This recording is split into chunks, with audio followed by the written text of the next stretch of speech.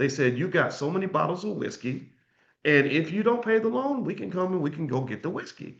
Now again, I'm not saying that they did anything wrong. Again, I know it's complicated, but that's how it's supposed to work. So I think it's okay to have good contracts and even collateral. So when you have that cousin that says, hey, cuz, let me hold something. Let me hold $200.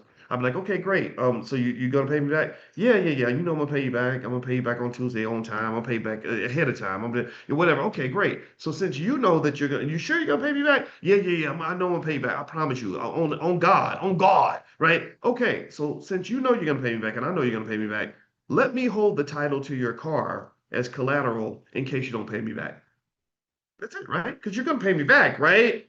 Yeah. But no, just well, I just hold just in case, right? Because it don't even matter because you're gonna pay me back anyway, right? So it's just me. I'm just hold. You asked me to hold. You asked me if you could hold something. I'm just asking you if I could hold something. So we just both be hold some just to make sure everything's good, right? And that makes it for a more serious conversation. That's why banks want collateral. That's why banks want guarantees. That's why they put things in the contract, covenants. Covenant is a promise. That's what loans are written on. They're written on a covenant.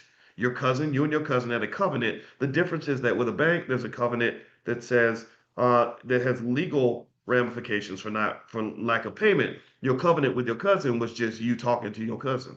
And really that should be those words should be as good as bond, but y'all know as well as I do that there's some people who don't live by that code.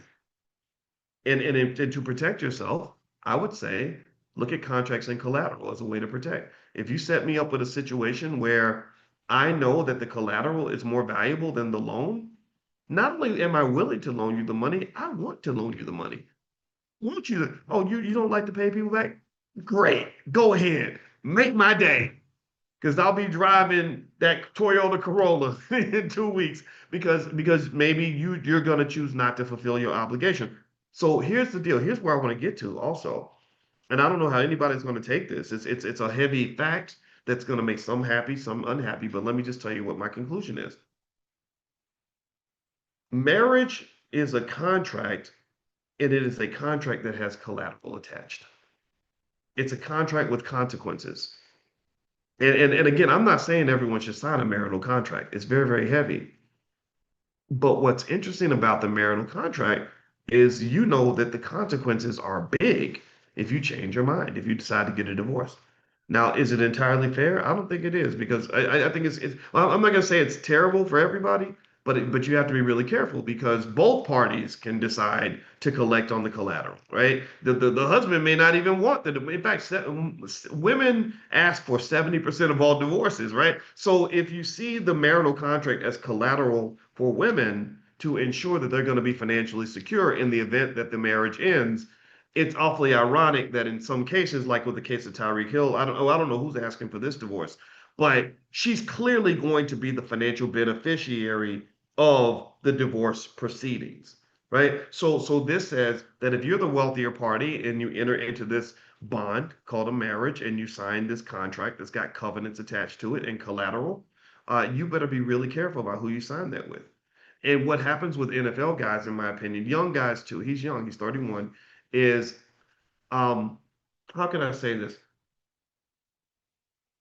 Sometimes they're playing chess against people that are chess masters. That's what I'll say. Like a lot of people think groupies are stupid. No, some of the NFL groupies are the smartest people that you ever meet. Some of them could be finance professors themselves because they are so fixated. They're in fact they're as good at chasing the money as the men are at chasing the sex.